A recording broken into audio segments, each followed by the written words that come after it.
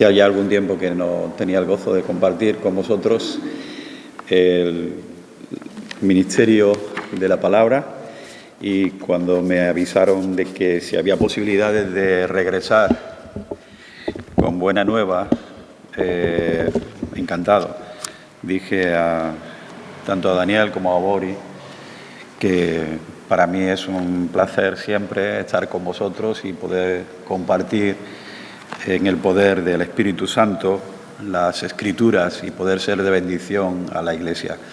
Así que estamos encantados, tanto Damaris como yo, de estar con vosotros en este día y disfrutar de las bendiciones de Romanos, porque no cabe duda de que es una carta trascendental que la Iglesia tendría la sagrada obligación de examinar cada año, aunque no sea en público,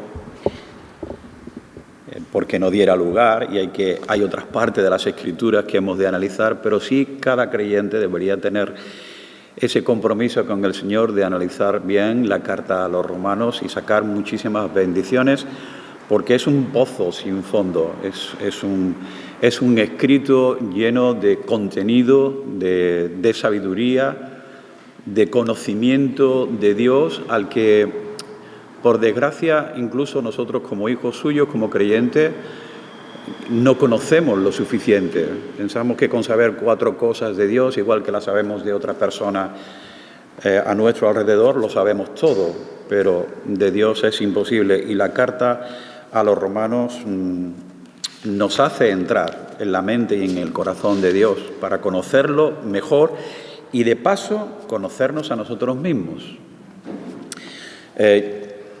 Me encargaron el capítulo 2 de Romanos, versículos del 1 al 11. Claro, yo no estaba presente cuando otros hermanos han tocado el mismo asunto de la carta en los versículos anteriores. Así que tengo que partir un poco de cero, no sin dejar de tomar alguna referencia del capítulo primero, porque me es necesario para mí, en primer lugar, a fin de meterme en el contexto de la carta, ¿vale? Así, si me repito en algo, como no soy testigo de las sesiones anteriores, ruego que me perdonéis, pero sería muy poquito tiempo. Lo primero que hemos de hacer, ¿qué es? Leer el pasaje que vamos a desarrollar. Capítulo 2, versículos 1 al 11 de Romanos.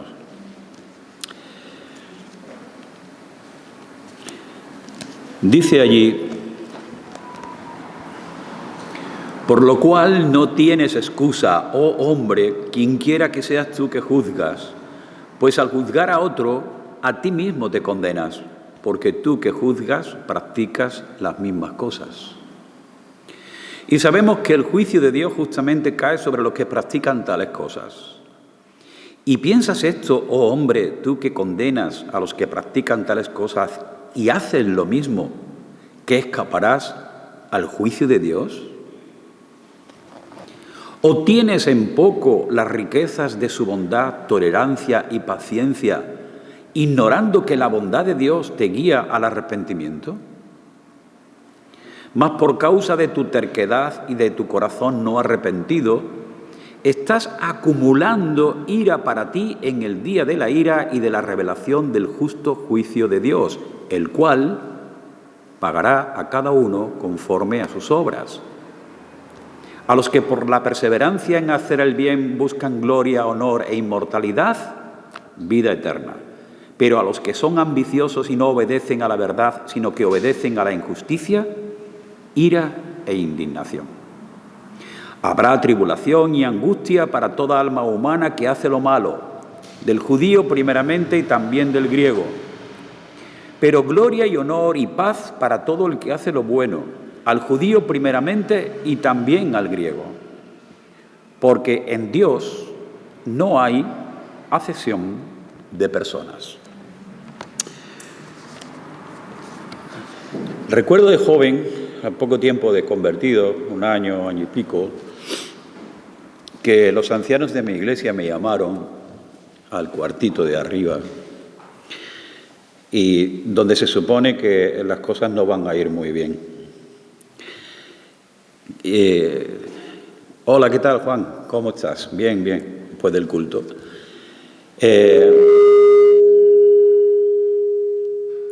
Estamos contentos contigo porque vas progresando, te felicitamos por tu madurez al poco tiempo y tal. Y yo digo, están calentando el ambiente.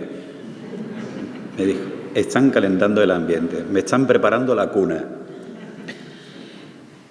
Y efectivamente, al poco tiempo, después de la entrada, salió ese famoso pero. Ese es el pero que nos hace un poco temblar, ¿no? Cuando alguien te está contando lo bien que lo haces y lo dichoso y lo contento que está contigo, espérate luego, 2 minutos o 3 minutos más tarde te va a decir algo que te va a doler. A lo mejor es por tu bien, pero te va a doler, te va a afectar e incluso te va a sugestionar durante el resto de la sesión hasta que termine, seguro. Cuando Pablo comienza este capítulo 2, y hemos de saber, o deberíamos saber, que esto es una lectura corrida, que Pablo no tituló ningún capítulo, ni le puso título, ni le puso número, ni le puso versículos. Esto es una carta, como antiguamente, y digo antiguamente porque ya hoy no escribimos cartas, hoy todos son email y WhatsApp. Querido hijo, dale, y hay una introducción, e inmediatamente pasa a la acción. Pablo acababa en el capítulo 1, hacer una introducción y alabar el buen hacer de los hermanos de Roma, una iglesia compuesta mayoritariamente de gentiles, es decir, personas no judías, incluso que no eran prosélitos judíos. Un prosélito es alguien que no nace judío, pero se convierte al judaísmo. Y se le practica la circuncisión y guarda los requisitos de la ley, etcétera, ¿no? Y les alaba a ellos porque ve que considera, por lo que él ha escuchado, porque hasta entonces no les conocía, que era una iglesia que avanzaba. Había que reconocer, efectivamente, que se hablaba de estos hermanos en otras partes del mundo conocido, que había llegado las referencias, las buenas referencias de la iglesia habían llegado a Pablo. Y les pone, empieza la olla a hervir, pero todavía no está hirviendo, se está calentando, ¿no? Y en este momento, en el capítulo 2, arranca con ese pero, o un por lo cual, o un por lo tanto, consecuentemente, dice, por lo cual no tienen excusas. Es decir, acaba de empezar ya, y a estas alturas de la carta, Pablo no se anda con remilgos y quiere dejar claro que el pecado, si nos hemos dado cuenta en la lectura, afecta por igual a todos los hombres sin importar raza o condición. A todos por igual. Y llega a concluir en el capítulo 3, versículo 23. Yo no tengo oportunidad de hablar de eso, pero simplemente lo apunto, cuando dice, por cuanto todos pecaron, y ese todos se está refiriendo a judíos y no judíos, todos pecaron y todos, por tanto, no alcanzan la gloria de Dios. Como consecuencia, está demostrando a través de esta lectura que la ira de Dios, en la cual no pensamos casi nunca, porque creemos en nuestro fuero interno que Dios es un abuelito que se sienta en un trono amplio y empieza a recibir a sus hijos y a sus nietos y les mima y les cuida y le pone regalitos, y etcétera, ¿no? Y nunca pensamos que el Dios que se sienta en ese trono es el mismo Dios que, hecho hombre, subió al Calvario, y es el mismo Dios que un día va a tomar el trono del juicio. No estamos hablando de dos dioses distintos.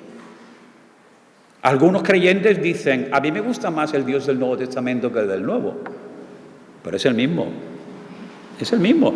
Y cuando Jesús dice, porque el Padre a nadie juzga y ha dado al Hijo todo juicio, está diciendo que el que se va a sentar en el trono blanco a juzgar es Cristo Jesús, el Cordero que subió a la cruz. ¿Vale? Entonces él está diciendo, la ira de Dios, ese Dios que parece bonachón, que lo soporta todo, que aguanta en silencio estoicamente y que deja que el hombre haga y haga y haga. No, ese Dios se manifiesta con ira y su ira se abate desde el cielo sobre toda suerte de impiedad, injusticia, es decir, sobre los hombres que actuando inicuamente cierran el camino a la verdad. Eso está en el capítulo 1 ya, versículo 18. Leyéndolo en la versión interconfesional, es una paráfrasis, pero muy linda, explica muy bien el versículo. Yo la recomiendo como una lectura adicional siempre a la versión de la Biblia, basada en los originales, originales de los originales, pero no es una paráfrasis que comenta un poco el versículo o los versículos.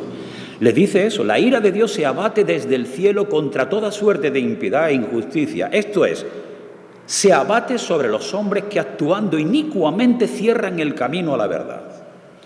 El pecado, y vamos a hablar esta mañana de pecado, el pecado de incredulidad, que es el mayor y el primero, es el que da paso a todo otro pecado de naturaleza práctica. Podéis leer los versículos del 1:22 hasta el 1:31. No tiene ningún desperdicio y algunos hermanos se sienten violentados cuando leen estos versículos. De cómo es posible que el hombre sea así cuando él fue creado a imagen y semejanza de Dios. Es terrible hasta dónde podemos llegar los seres humanos en nuestra maldad. Con razón en la Reforma, uno de los principios de la Reforma, hablaba de la depravación total del hombre. Que eso no es un invento del calvinismo o algo por el estilo. Es que es así. El hombre está depravado. Lo que no sabemos es cuál es el techo de la depravación del hombre, el techo de la maldad del hombre. Todavía eso no lo conocemos. Digamos en el término humano, sí se sabe cuál es el techo de la maldad del hombre. Sí se sabe. ¿Alguien sabe cuál es el techo de la maldad del hombre? Porque el hombre puede ser un homicida cuando le quita la vida a otro, pero cuando le quita la vida al Hijo de Dios es un deicida, es el colmo del colmo. Ese es el culmen de la depravación del ser humano. O sea que a partir de ahí, fijaos bien lo que el ser humano puede hacer con otro ser humano. Todo lo que conocemos de martirios, de suplicios, de torturas, eso se queda todavía pequeño hasta lo que el hombre es capaz de llegar sin Dios. Pues todo comienza con el pecado de incredulidad, porque lo que dio origen al pecado en el ser humano fue que el hombre no creyó a Dios. Cuando Dios recibió al hombre y le dijo, tendréis que hacer esto, pero esto no lo hagáis porque moriréis, ellos dijeron, no te creemos. De hecho, lo hicieron y acabaron como acabaron. Así que el hombre es consciente que Dios va a culminar su ira con la condenación sobre los pecadores irredentos. El capítulo 1 acaba declarando, por tanto, la dureza del corazón humano, que no solo conoce el final que espera a los que practican todo aquello que atenta contra Dios, sino que ellos mismos, a pesar de conocerlo, sin temor, sin pudor, practican también. Y Dios, por tanto, hace que el freno se suelte y deja al hombre a merced de sus bajos instintos, de sus pasiones y de sus mentes pervertidas. Fijaos bien, si lo recordáis, porque no sé cuánto tiempo hace de la última sesión, pero tres apuntes muy simples, capítulo 1, verso 24. Por consiguiente, veis otra vez esa frase transitiva, por consiguiente, ¿Dios qué hace? Los entregó en la impureza los dejó, les soltó el freno. Versículo 26. Por esta razón Dios los entregó otra vez le suelta el freno. ¿A qué? A pasiones degradantes, cambiaron su mujer a la función natural, los hombres abandonaron el uso natural de la mujer, se encendieron en su lujuria unos con otros, cometiendo hechos vergonzosos hombres con hombres, recibiendo en sí mismo el castigo correspondiente a su extravío. Segundo freno que Dios suelta. Tercer freno, versículo 28. Y así como ellos no tuvieron a bien reconocer a Dios, Dios, otra vez, la misma palabra, los entregó. Le suelta el freno. ¿Veis? ¿Y a qué los entrega? Los entrega a una mente depravada. Hablamos de la depravación. Mirad lo que entonces ocurrió. Para que hicieran las cosas que no convienen. Dios los entregó. Les dijo, ya no os freno más en vuestro intento. Verá, estando lleno de toda injusticia, maldad, avaricia, malicia, colmados de envidia, homicidios, pleitos, engaños, malignidad, son chismosos, detractores, aborrecedores de Dios, insolentes, soberbios, jactanciosos, inventores de lo malo, desobedientes a los padres, sin entendimiento, indignos de confianza, sin amor, despiadados. ¿Queréis más? Es tremendo hasta dónde llega el hombre. Pero cuando se conoce a Dios o se sabe de ese Dios, la gravedad del pecado aumenta mucho más porque la propia responsabilidad de saber qué es lo que Dios quiere y qué es lo que Dios no quiere me lleva a ser mucho más comprometido. Y dice el versículo final, el 32, los cuales, aunque conocen el decreto de Dios, que los que practican tales cosas son dignos de muerte, dice, aquí ya que el freno se suelta, no solo las hacen, sino que también dan su aprobación a los que la practican. Es decir, una mente nublada, totalmente oscurecida.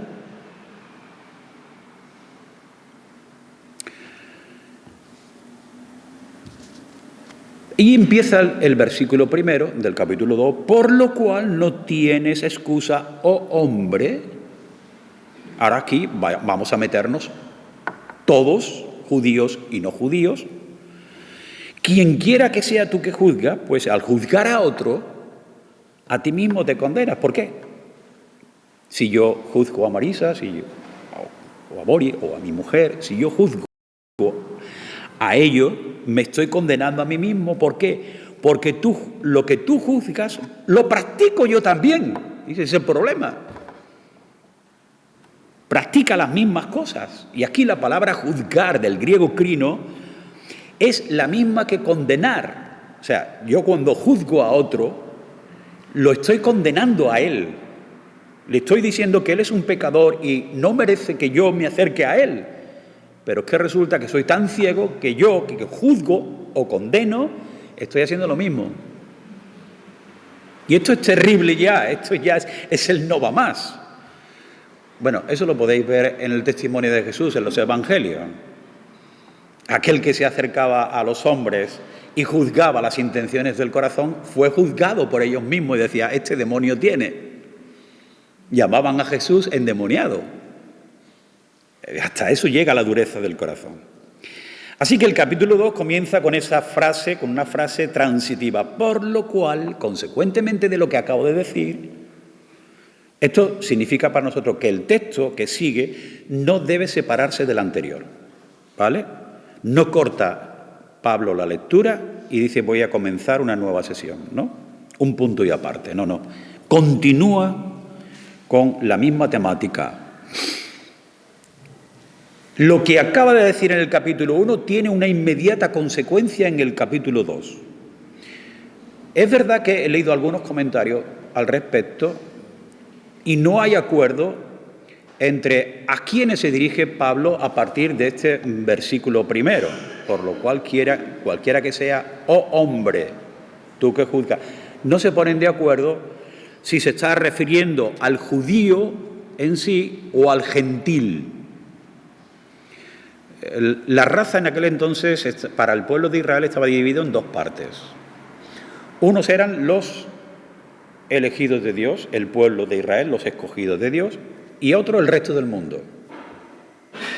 Entonces, todos los que no estaban en el grupo de Israel estaban malditos por Dios, todos.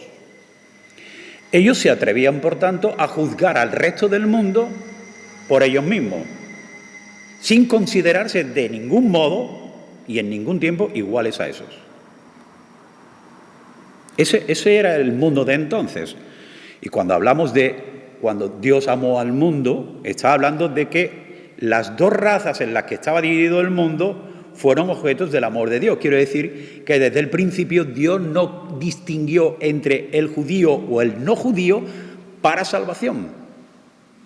Es decir, todos estaban en la mente de Dios, todo, el mundo en sí, en las dos razas, judíos y no judíos.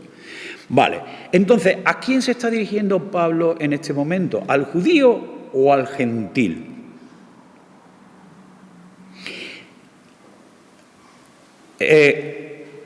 Si es al gentil, el gentil condena a los que practican lo mismo que él. Si es al judío, son aquellos que tienen conocimiento de la bondad, de la tolerancia y de la paciencia de Dios. Eso es evidente. El versículo 4 te está diciendo que hay dos tipos de personas. Los gentiles no conocían la ley. Es decir, no tuvieron nunca acceso a la ley. La ley fue revelada por Dios a través de Moisés en el Sinaí y el pueblo de Israel estaba sujeto a esa ley, a las bendiciones de la ley y a la maldición de la ley. Entonces, ellos tenían la sagrada obligación de conocer a Dios perfectamente. ¿Quién es Dios? ¿Qué piensa Dios?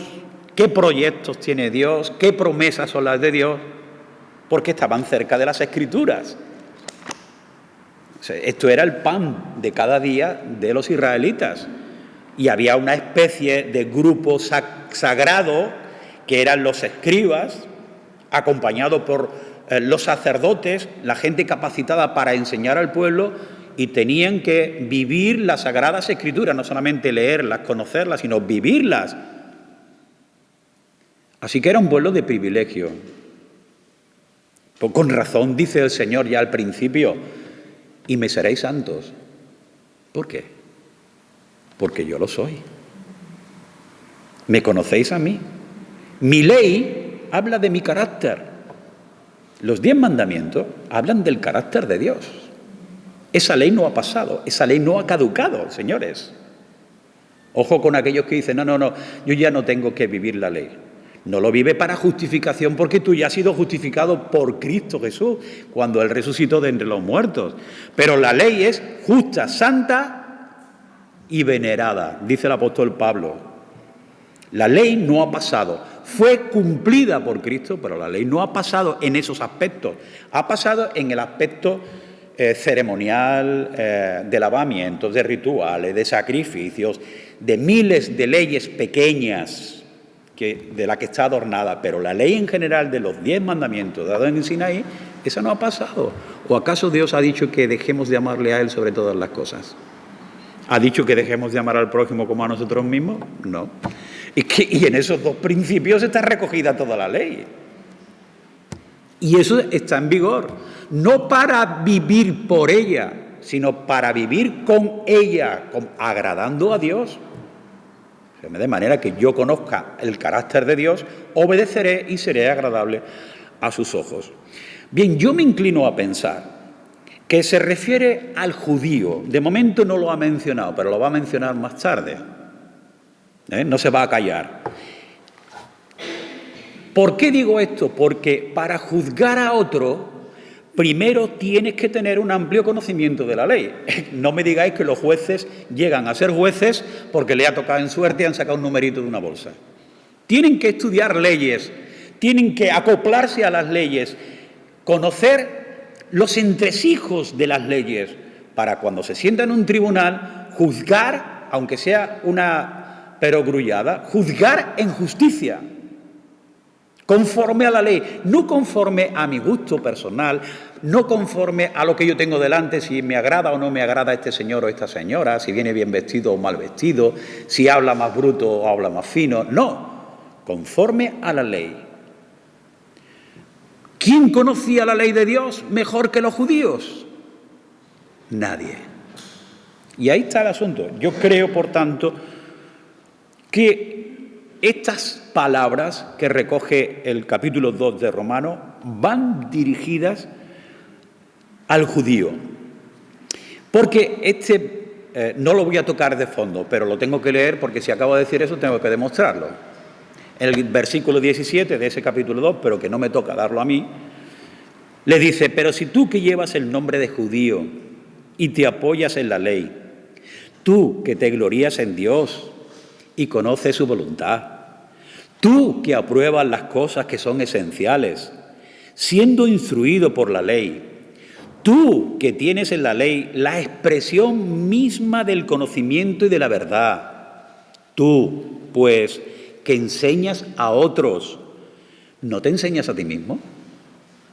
Tú que predicas que no se debe robar, ¿robas? Tú que predicas que no se debe adulterar, ¿adulteras? Tú que enseñas que hay que abominar los ídolos, ¿te dedicas a saquear los templos? Tú que te jactas, que presumes de la ley, violando la ley deshonras a Dios. ¿Veis? ¿A quién le está hablando? Al judío, a los que conocían la ley, a los que conocían a Dios. La gravedad es muy diferente. Ya sabéis que incluso los jueces aplican agravantes o atenuantes al mismo delito. O sea, matar a una persona no siempre equivale a la misma pena. Puede haber atenuante porque la persona ha sufrido un desquicio en ese momento, se le ha ido el santo al cielo, ha perdido la noción del tiempo y no lo quería hacer, pero ha golpeado a su mujer o a su marido o a su hijo y al final ha acabado falleciendo. ¿Hay atenuantes? Sí, vienen los testigos, viene la familia, este hombre ha sido siempre ejemplar o esta mujer nunca tuvo una bronca, pero se le fue la pinza y acabó. Esos son atenuantes. Entonces, si el delito por homicidio son 15 años, pues se lo dejan en 7 o en 6, o lo que sea. Pero existe la agravante. Y la agravante es que llevaba ya 3 meses pensando cómo quitárselo de en medio, cómo proporcionarle muerte sin que se diera nadie cuenta, cómo escondió el cadáver.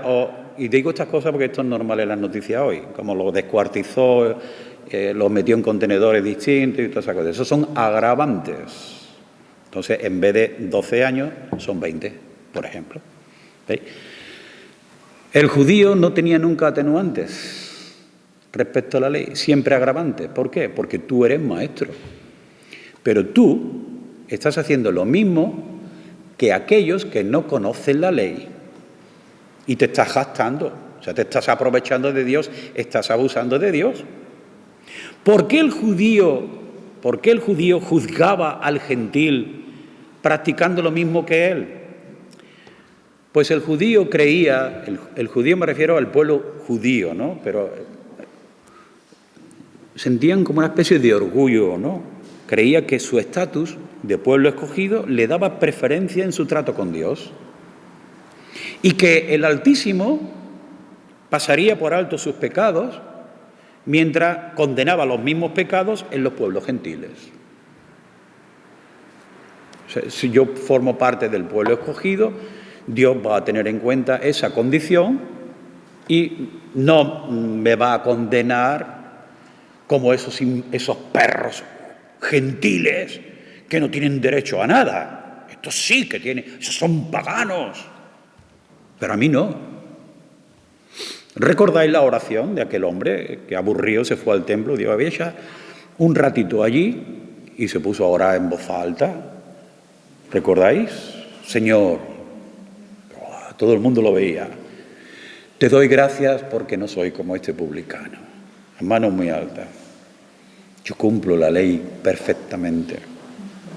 Soy capaz de diezmar el comino y la menta. A ver, dale tú, el diezmo del comino, que no pesa absolutamente nada, de ahí el dicho, pesa menos que un comino, pues la 10ª parte yo la doy. Hago mis oraciones, hago mis limosnas, mis abluciones, me lavo la cara muchas veces, me muestro al pueblo demacrado, como ellos se mostraban muchas veces demacrados, porque ayunaban mucho para ir con una carita blanca y que el pueblo viera, oh, qué santo es esa persona, ¿no? Entonces, ese oraba así, pero ese publicano, que a pesar de ser judío resulta que es un traidor, porque está traicionando a la propia raza, se está prestando a colaborar con los romanos, se dedica a cobrar impuestos a nosotros mismos, es un perro, un desgraciado, menos mal que no me has hecho como él. ¿Veis el desprecio? Ese hombre ya no era considerado como judío, en realidad. Era como un publicano, un no creyente, digamos, ¿no?, a su juicio. Pero es verdad que siendo el pueblo de Israel, desde el principio de su historia, un pueblo bienaventurado, este privilegio no le había servido prácticamente para mucho. Hermanos, el pecado nunca puede excusarse, como hacían ellos, ¿no?, excusándose delante de Dios. Nunca puede excusarse. Mirad, aunque pueden no culparse del mismo porque esté ausente la transgresión, no deja de ser pecado. Es decir, si vamos a un país donde se permite circular a toda velocidad por una calle que normalmente en nuestro país está a 30, y si no hay ninguna señal, puede ir a 150, el hecho de que no haya una ley de circulación en ese país no significa que lo que tú haces está bien hecho, porque te has cargado a 17 por el camino. Has hecho maldad. No había ley, pero has cometido maldad. El pecado era igual. Donde no hay ley, no se culpa de transgresión. No ha transgredido la ley, dice Pablo, pero no deja de ser pecado. Cuidado. No vayamos a sacar los pies del plato y decir, yo como soy gentil y no he conocido la ley, haré lo que me dé la real gana. No, porque ya en el capítulo 1 está dejando clara que hay una conciencia en el hombre que le acusa delante de Dios. Así que dice Pablo, todos los que han pecado sin la ley también perecerán. Y todos los que han pecado bajo la ley, por la ley serán juzgados. ¿Veis? Aquí no se salva nadie. Mi título hoy sería Pecado versus pecado. El pecado contra el pecado. Me da igual quién cometa el pecado o quién viva en pecado, porque el pecado es igual para el creyente como para el no creyente, para el gentil igual que para el judío. Y dice el verso 2, y sabemos que el juicio de Dios cae justamente sobre los que practican tales cosas.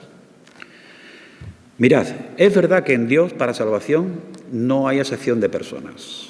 Quiere decir que respecto a razas, lenguas, posición social, hombres, mujeres, libres, esclavos, pobres y ricos, Dios no hace diferencia, ¿vale? Dios no salva a la gente por ser negro o por ser blanco, por ser rico o por ser pobre. No. En eso Dios no hace absolutamente ninguna diferencia. Pues tampoco la hay para condenación. Si no la hay para salvación, tampoco la hay para condenación. ¿Por qué? Porque el ser humano vive bajo una ley que no hace distinción y que se cumple a rajatabla. Ayer lo comentábamos, me parece, cuando paseábamos con algunos hermanos. Y esa ley se cumple a rajatabla y es un principio que vale para siempre, seas creyente o no seas creyente. Lo pronuncia Pablo en Gálatas 6, verso 7, que dice, de Dios nadie se burla. Pues todo lo que el hombre siembre, eso también segará. Esa ley sirve desde el principio del mundo hasta el día de hoy y hasta el final de los tiempos. Y cuando dice hombre, se refiere al ser humano, no especifica si son creyentes o no son creyentes. Mira, si tiramos papeles en la calle, creyente y no creyente, estamos ensuciando el planeta. ¿O no es verdad? ¿O es que Dios me excusa a mí, pero al no creyente lo condena por eso? El ser humano está destruyendo en la casa en la que vive. Y no es suya, ni siquiera es alquilado, se la han dejado, se la han prestado. Estamos matando el planeta, a pesar de que todavía hay negacionistas por ahí diciendo que no, que el cambio climático es una quimera, que es una tontería de no sé quién para sacar más dinero y tal. No, el cambio climático está y yo doy fe hoy en día que estoy sudando como un pollo en estos momentos. Y estamos a 6 de noviembre, es decir, esto no es normal.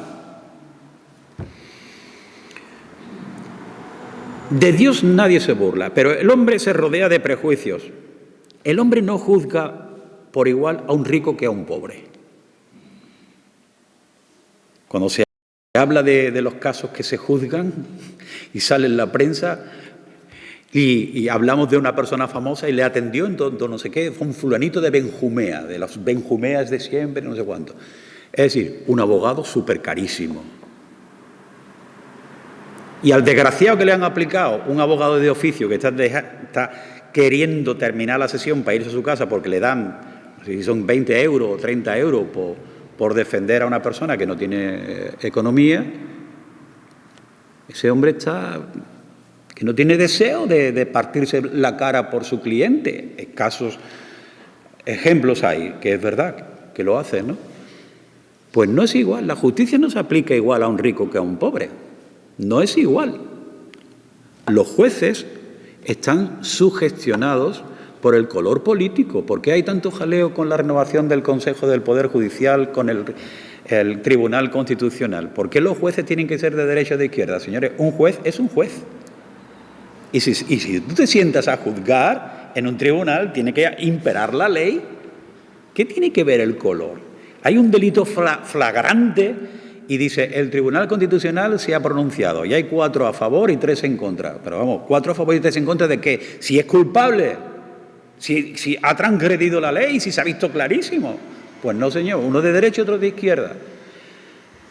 Y esto da coraje, ¿eh? Lo digo porque esto es el pan de cada día. Un hombre y una mujer no son hoy juzgados iguales, por ejemplo, en un delito doméstico.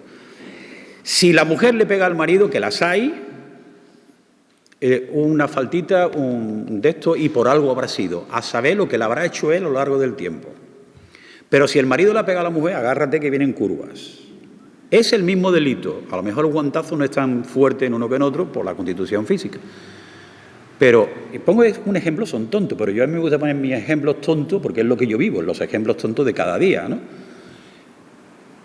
El hombre va a la cárcel inmediatamente, va a prisión preventiva, viene la policía municipal o la Guardia Civil, dependiendo, no le preguntes por qué, el tío, ¿es usted fulano? Venga, inmediatamente, esposa, manos atrás, el coche policial, a prisión. Dentro de lo mejor de 2 años te das cuenta que se levantó una calumnia contra él, que hizo una falsa acusación con falsos testigos para quitarle el hijo, quitarle la paga, yo qué sé. Pero te das cuenta que la mujer nunca sale esposada cuando le pega a un hombre. Y tú dices, que yo no tengo nada en contra, ni soy feminista, ni machista, ni nada en absoluto. Pero es la verdad. Hoy en día es eso, los hombres no se juzgan iguales, ni por su color, ni por su posición social, para nada. A mí no me dan libertad condicional a la espera de juicio, no me liberan condicionalmente, pero si el tío es un multimillonario, un artista, un futbolista y tal, ese no va a la cárcel. Ya puede ser Neymar, Messi, si ha habido 30 millones de fraude, tú no vas a la cárcel, te lo digo yo. Pero yo dejo de pagar la Hacienda 150 euros que tengo que devolverle, agárrate. Eso es así. Pero aún nosotros creemos que Dios va a tragarse eso. Y Dios no se traga eso. El hombre disculpa a uno y condena al otro por el mismo delito. Y usa 2 varas de medir según la ocasión. Hoy en día creo que todavía se siguen sacando almas del purgatorio. ¿Recordáis que ese dogma de la Iglesia Católica hace muchos años, siglos, se llevaba a cabo para la venta de indulgencias?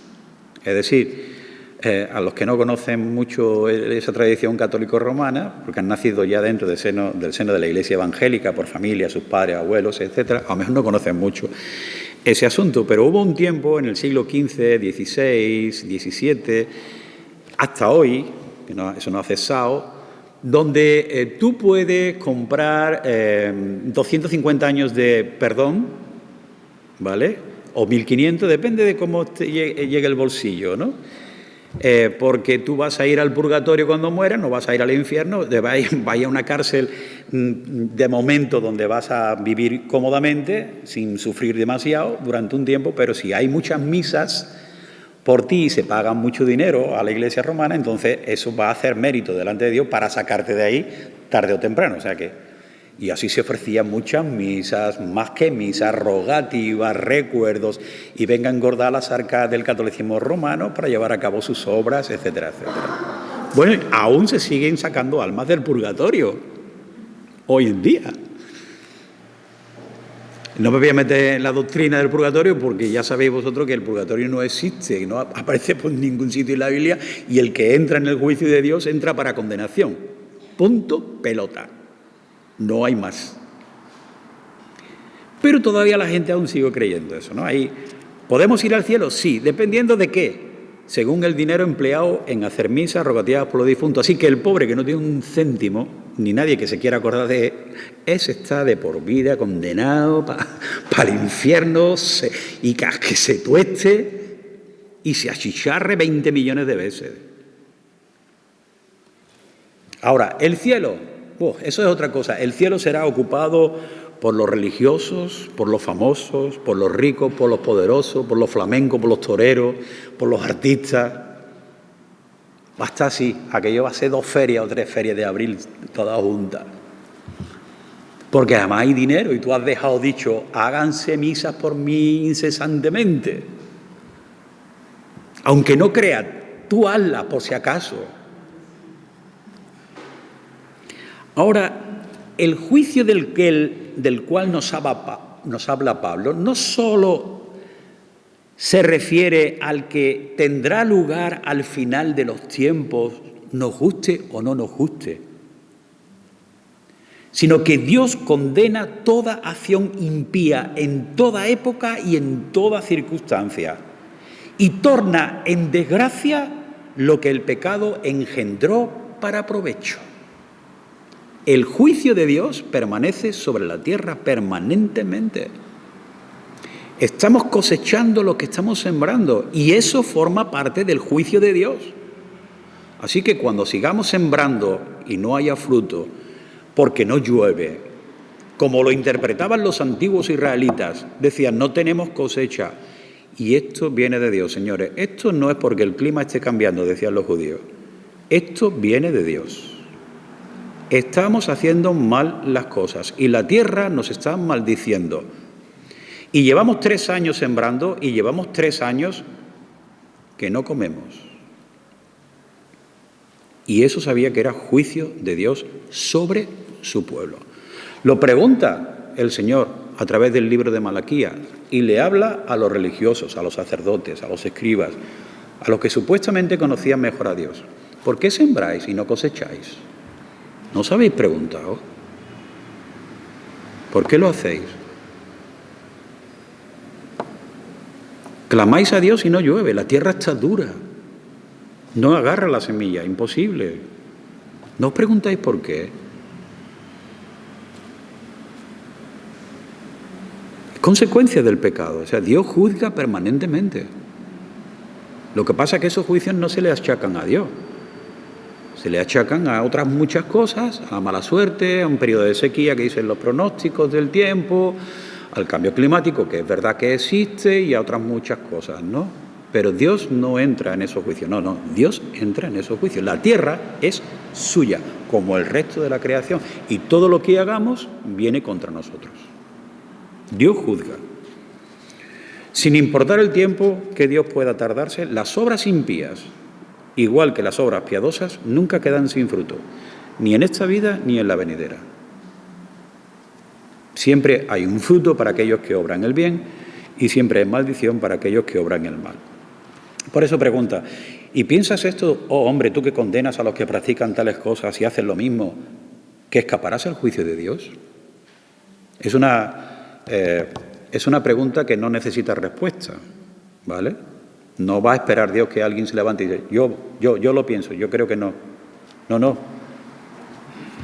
El judío colocaba una malla fina al gentil y en esa malla filtraba la conducta de los gentiles respecto a lo que recogía la ley. Ya sabéis que la malla fina no deja pasar muchas cosas. Digo, por ejemplo, los pescadores, ¿no? Si tú dejas una malla con agujeros así de este tipo, pasará cierto pez que tiene un tamaño concreto. Los más grandes no pasarán. Entonces, en el sentido moral y espiritual, el pueblo judío colocaba delante del gentil una malla muy finita, donde no dejaba pasar ni siquiera las buenas obras que podían hacer los gentiles, aun no conociendo a Dios. porque yo reconozco que hay buenas personas, no en el sentido que agraden a Dios espiritualmente, no, pero que hay buenas personas entre aquellos que no son creyentes, claro que los hay, muchos. Gente que se ocupa de los demás, gente que está trabajando para los demás, que alimenta a los demás, y muchas veces nos dan ejemplos de ello, que a lo mejor no conociendo a Dios de la forma que lo debemos conocer nosotros, actúan verdaderamente ayudando al prójimo. No quiere decir que eso gane méritos para salvación, pero quiero decir que se comportan de persona a persona, aman al ser humano. O me decís, oye, Médicos Sin Fronteras, van a otro sitio donde no le pagan nada porque los que reciben su cuidado son personas que viven en una choza en medio de la calle, enfermos porque no hay limpieza, no hay agua y no hay nada. ¿No son buenas personas ese tipo? No para salvación. ¿Son buenas personas o no? Evidentemente lo son. Pues en su vida privada a lo mejor son mujeriegos o son unos golfos, qué sé yo qué. Pero el que recibe el bien considera que hay personas que se interesan por otras personas. Entonces, el filtro era eso. No dejamos colar ni siquiera las buenas acciones de los no creyentes, decía, de los no judíos. Sin embargo, ellos creían tener derecho a una malla totalmente distinta. Y le dice el verso 4, ¿o tienes en poco las riquezas de su bondad, de su tolerancia, de su paciencia? Le pregunta al judío, ¿tienes en poco las riquezas de Dios, la bondad de Dios, la paciencia de Dios, ignorando que todo eso te lleva al arrepentimiento? Es decir, ¿te lo pasas por el forro?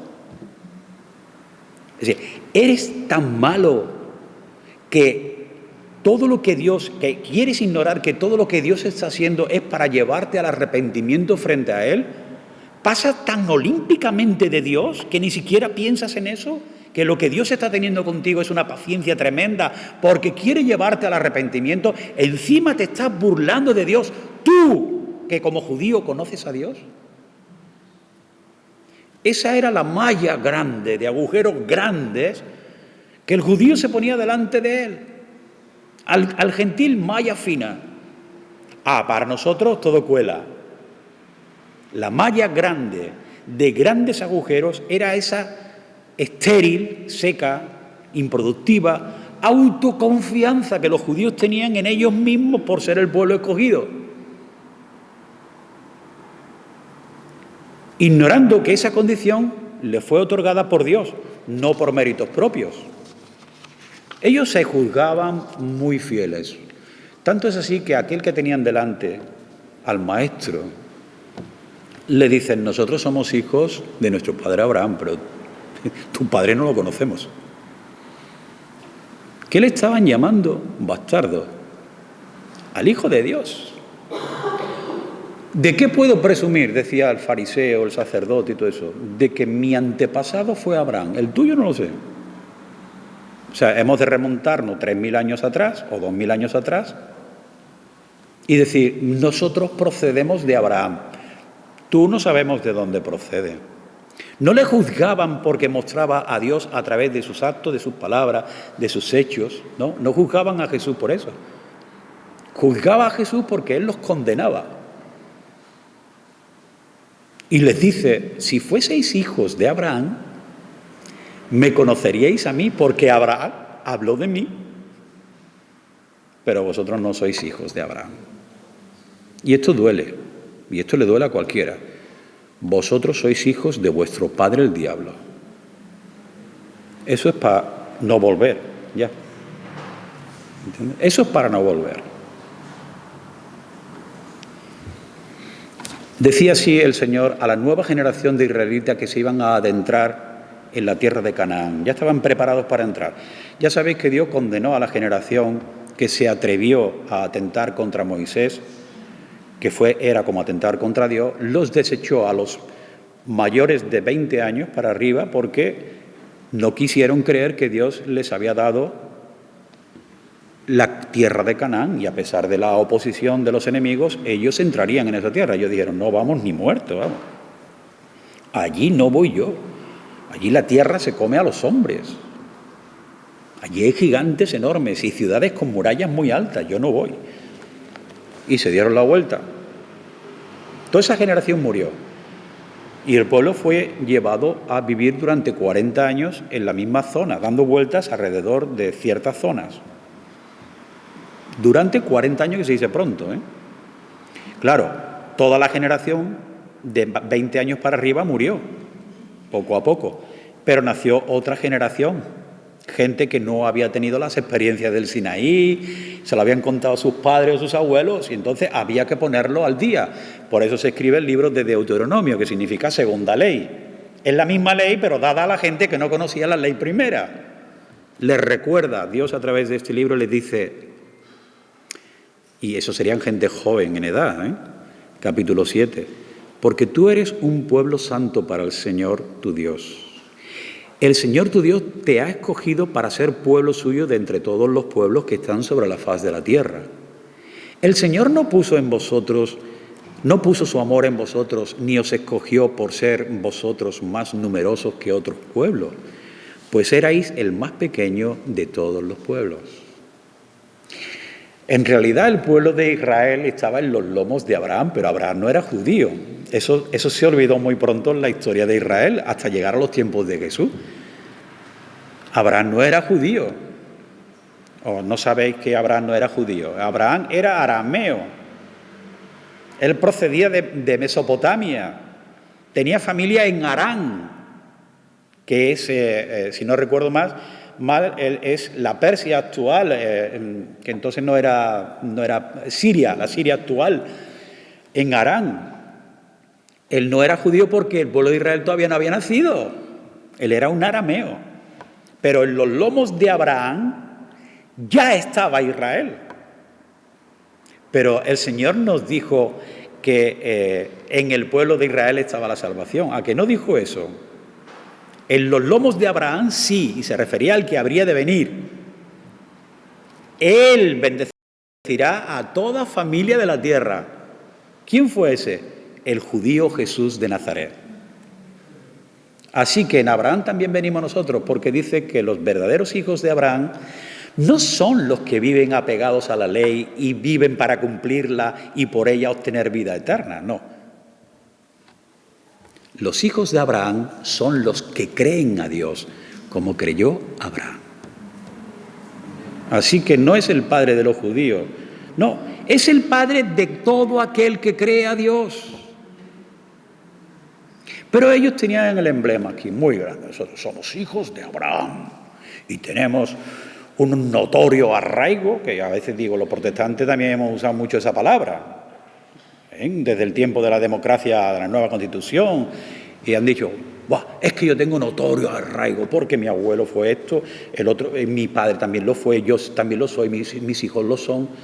Y ya tenemos un notorio arraigo, ya tenemos tanta presencia en este país que podemos negociar con el Estado a través del gobierno y obtener nuestra casilla de la declaración de la renta, etcétera, etcétera. Todavía están liados con eso algunos, ¿sabes? Que por fuerza hay que tener la casilla, la declaración de la renta, patatín, patatá. Notorio arraigo, pero ¿a mí me salva el notorio arraigo? ¿Me salva a mí el notorio arraigo? Ni siquiera de mí mismo me salva a mí el notorio arraigo.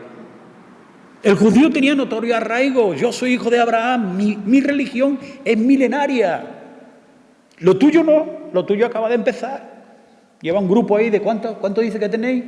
12 que os siguen. 12. ¡Oh, 12! ¡Oh, madre mía! 12. Un grupo de desgraciados dando vueltas por Palestina. Y nosotros no. Por tanto, ellos fueron llamados no por ser algo especial, Dios los haría después algo especial.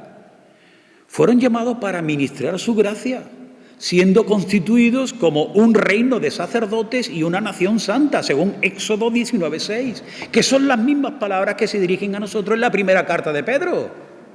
Lo mismo, un reino de sacerdotes, para ministrar a Dios, para que clamaran siempre al Señor de esta manera. Y ahora cito el Salmo 67. Dios tenga piedad de nosotros y nos bendiga y haga resplandecer su rostro sobre nosotros para que sea conocido en la tierra tu camino, entre todas las naciones tu salvación. Para eso nació el pueblo de Israel. no para que el Señor se saltara sus propias leyes y eximiera al pueblo de su cumplimiento. Y dijo, no, yo te voy a pasar por alto, lo que tú hagas está bien, cariño. A eso le ocurrió a David, y crió a muchos hijos, y entre ellos a uno lo mimó hasta tal punto, un tal Adonías, no sé si os suena. Lo mimó tanto que al final quiso quitarle el trono a Salomón, al que Dios había dicho que fuese ungido como sustituto de David en el trono de Israel. Y dice la Escritura que David se lo había consentido todo, todo. Después llegó el otro hijo más, Absalón, que era hermoso, era bello, su padre estaba orgullosísimo. Oye, tengo un niño, me pasa con mi nieta, que la tengo en el móvil, en la página de inicio del móvil, y digo, mira qué bonita es. Estoy orgulloso de mi nieta. Bueno, pues algo así le ocurría a David con Absalón. Absalón es precioso el chico, oye, tiene un pelazo rubio, hermoso, alto, va por la calle y le piropean. ¡Qué maravilla de hijo tengo! ¿Le voy a reñir yo a ese hijo? ¿Le voy a reñir? Pues chico, ¿sabes qué te ha pasado? Que se ha levantado contra ti. No puede ser. Shh. Tu hijito Absalón, dice que tú ya no deberías ser rey, que para eso ha nacido él, para ser rey. Así que te quitas tú, que se pone él. Eso le pasó a David y consintió de todo. Entonces creemos que ese Dios tiene que consentirnos todo. Pasa por alto la mano. ¡Ay, mi niño, qué bueno es! Acaba de robar a una viejecita la pensión que acaba de cobrar, pero es más buena gente. Eso es para hacer una buena obra. Seguro que ese dinero no se lo queda, ¿eh? Somos tontos. Pensamos que Dios es así y Dios no es así. Dios juzga. Abusando claramente de su condición, la historia bíblica nos confirma que este pueblo, incluso en las circunstancias más adversas por causa de sus pecados, ese pueblo creyó que el Señor nunca cumpliría su promesa de juicios severísimos, nunca. Hasta el final creyó que el Señor no se atrevería. Dice la Escritura, no sé hasta qué hora tengo, ya estoy sudando más que antes. Debo terminar, lo siento, si no acabo, leer varias veces el capítulo 2 hasta versículo 11 y ya está. Pero cito algunos textos de Jeremías para que veáis hasta qué punto el pueblo estaba orgulloso de su condición. Los sacerdotes no dijeron, ¿dónde está el Señor? No dijeron. Los que se ocupaban de la ley no me conocieron. Eso tiene narices, ¿eh? Que te lo está diciendo el mismo Dios. Los gobernantes se rebelaron contra mí y los profetas profetizaban por Baal y andaban tras cosas que no aprovechan. Fíjate tú cómo estaba la crén de Israel, no el pueblo llano, sino los altos, los grandes, ¿no? Fijaos que cómo andaba ya. Y dice en el versículo 31 del capítulo 5, algo espantoso y terrible ha sucedido en la tierra. Y tú te quedas con la oreja, voy a ver qué es lo que a Dios le sorprende. Y es esto, los profetas profetizan falsamente, los sacerdotes gobiernan por su cuenta, y a mi pueblo así le gusta. Oye, esto es serio, ¿no? ¿O no es serio? Y Dios se quedó quieto y parado y dijo, pero pobrecito, paso la mano, venga, no pasa nada. No. Leemos en el versículo capítulo 9. ¿Por qué está arruinado el país, desolado como un desierto, sin que nadie pase por él? El mismo Señor, es una pregunta retórica, se contesta a sí mismo y dice, respondió el Señor, porque han abandonado mi ley que puse delante de ellos y no han obedecido mi voz ni andado conforme a ella, sino que han andado tras la terquedad de sus corazones y tras los Baales, tal como sus padres les enseñaron. Sigo. Dice otra vez el profeta, ¿ha cambiado alguna nación sus dioses, aunque estos no son dioses? Tú dirías, no son dioses, pero no lo han cambiado. Dice, pues mi pueblo, ahora agárrate, pues mi pueblo ha cambiado su gloria por lo que no aprovecha. Y ahora, usando una figura de dicción, digamos que deja de hablarle a la gente y cambia su mirada hacia la creación y dice: espantaos, oh cielos, dice Dios, por esto, espantaos, oh cielo, por esto, y temblad a los cielos, quedad en extremo desolados, declara el Señor. ¿Por qué? ¿Por qué tienen que clamar los cielos? ¿Por qué tiene que clamar la creación? Dice: porque dos males ha hecho mi pueblo.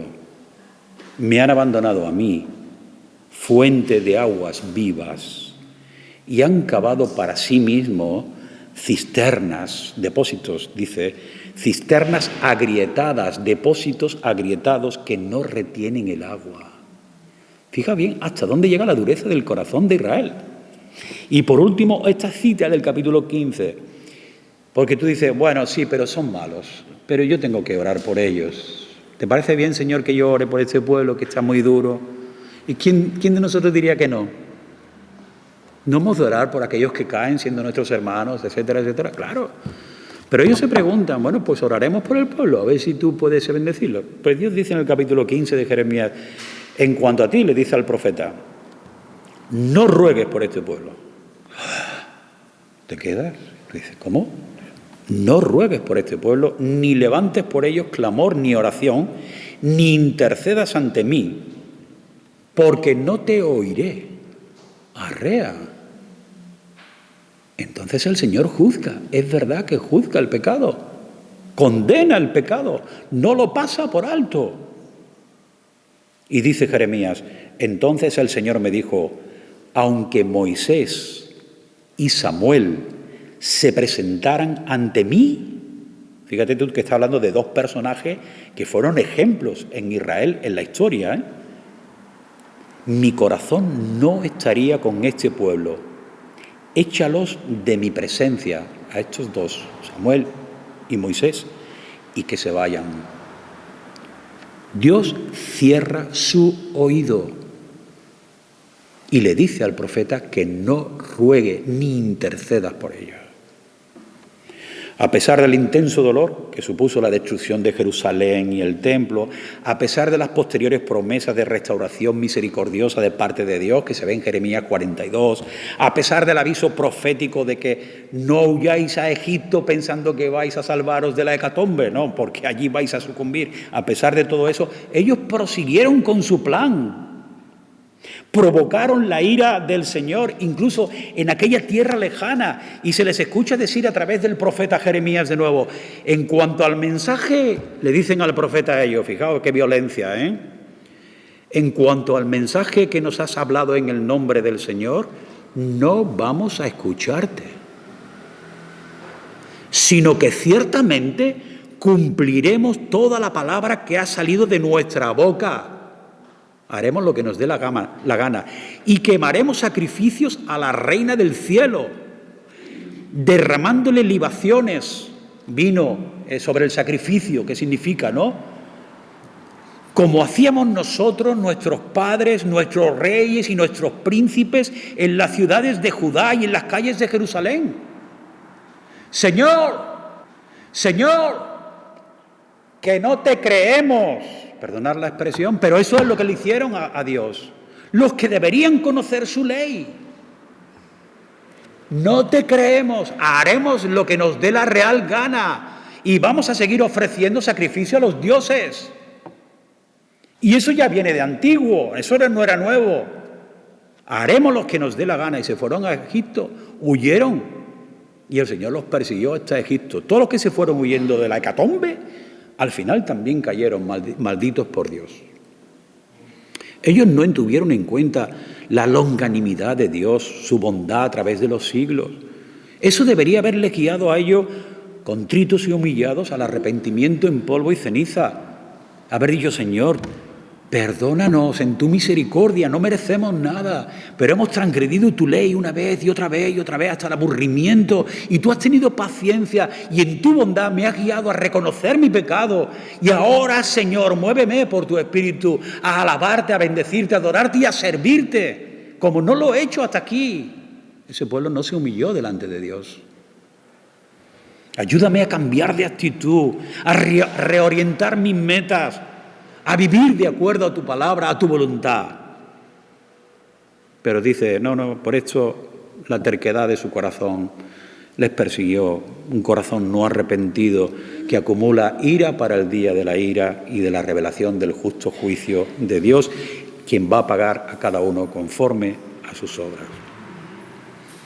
No un trato especial, no hay trato especial en ese sentido. El pueblo de Israel cayó en desgracia. Y cuando tú lees la carta a los romanos, diciendo que todo ese privilegio lo tiraron al cubo de la basura y por ellos vinieron a hacer escándalo a los demás pueblos de la tierra. En lugar de ser de bendición, llegaron a ser tropiezo. Nadie quería ser como Israel. Tengo que terminar, hermanos. Lo siento, me he quedado... Yo sabía que era mucho material. El pecado es el pecado, se ponga como se ponga el hombre. El pecado no tiene premio en ninguna de las maneras. El pecado siempre acarrea condenación de parte de Dios, siempre. Lo haga quien lo haga,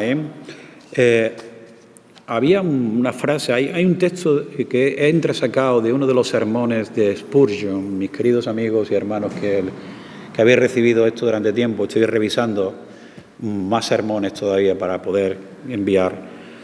Leí hace unos días el 1095 de sus sermones, que dice: el monstruo arrastrado a la luz, entresaca unas líneas y dice así, citando Romanos 7:13, dice Spurgeon: el pecado, para mostrarse pecado, produjo en mí la muerte por medio de lo que es bueno, a fin de que por el mandamiento el pecado llegase a ser sobremanera pecaminoso. Es decir, a veces pecamos pero no encontramos gravedad en lo que hacemos. Y dice Pablo, a mí me ha revelado el Señor de una manera tan palpable que el pecado es pecado, me ponga como me ponga. Yo puedo ir al culto 20 veces seguidas, sin faltar un solo día, que si hay pecado, el pecado me hace ver en realidad lo que soy. Y dice Spurgeon, hasta que el Espíritu de Dios no venga al alma, existe una total ignorancia con relación a lo que significa la ley. Dice, los hombres, en general, dicen con un corazón ligero. Estos dicen los no creyentes o no conversos, mejor. Señor, ten misericordia de nosotros e inclina nuestros corazones para que guarden esta ley. Eso dice el supuestamente creyente, pero que no lo es. Mientras que el que conoce la ley dice, Señor, ten misericordia de nosotros y límpianos de nuestras infracciones de una ley que no podemos guardar y que para siempre nos habrá de condenar mientras permanezcamos bajo su poder, el poder de la ley. O sea, el que conoce la ley sabe perfectamente a qué se está enfrentando, que no tiene escapatoria. La ley, por la ley, dice Pablo en Romanos, es el conocimiento del pecado. No viene la gracia por la ley. Por guardar la ley no viene la gracia, viene por creer. Pero si yo no conozco la ley, puedo tener una excusa. No sé exactamente a qué se refiere, por tanto, oye, ayúdame a cumplir la ley. Y eso lo va a repetir muchas veces a lo largo de su vida hasta el final, que son los que intentan salvarse a través de las obras, que nunca lo consigue. Y siempre le van a decir, Señor, dame fuerza para cumplir la ley y salvarme por el cumplimiento. Pero nunca lo consigue. Pero el que conoce la ley, dice, Señor, yo no puedo pedirte fuerza porque nunca voy a conseguir cumplir la ley. Solamente un hombre la cumplió, la vivió perfectamente y murió agradándote, Cristo Jesús nuestro Señor. Así ustedes dicen, dice Spurgeon, ustedes ven unas cuantas razones de por qué el pecado no se manifiesta al inconverso. Veis que el inconverso vive pecando, pero sin entender que es pecado ni nada de eso. Dice, no vive en la verdadera luz, sino que más bien engaña a las mentes impenitentes y saturadas de su propia justicia. Así que mientras que yo haga el bien, voy perfecto. No dicen la gente eso, yo no soy mala persona. Yo no he matado a nadie, no robo a nadie, no engaño a nadie, no me acuesto con otras mujeres y por tanto Dios no tiene nada contra mí. Esas son las buenas personas. Pero ellos conocen a Dios y conocen la ley. No la conocen. Pero el creyente debe temblar porque conoce a Dios y debe conocer lo que dice su palabra. Y cuando cae en pecado, debemos temblar también y decir, Señor, ayúdame a no caer viviendo a la imagen y semejanza de tu Hijo Jesucristo. Que el poder del Espíritu Santo me ayude, me auxilie en todo momento para no deshonrar tu nombre delante de aquellos que no te conocen, viviendo vidas llena de pecado. Y dice así, el pecado es algo peor que bestial, pues las bestias solo devuelven mal por mal. El pecado es demoníaco porque devuelve mal por bien. El pecado levanta nuestro talón contra nuestro benefactor. El pecado es vil ingratitud, es traición, odio sin motivo, desprecio a la santidad y una preferencia por aquello que es bajo y rastrero.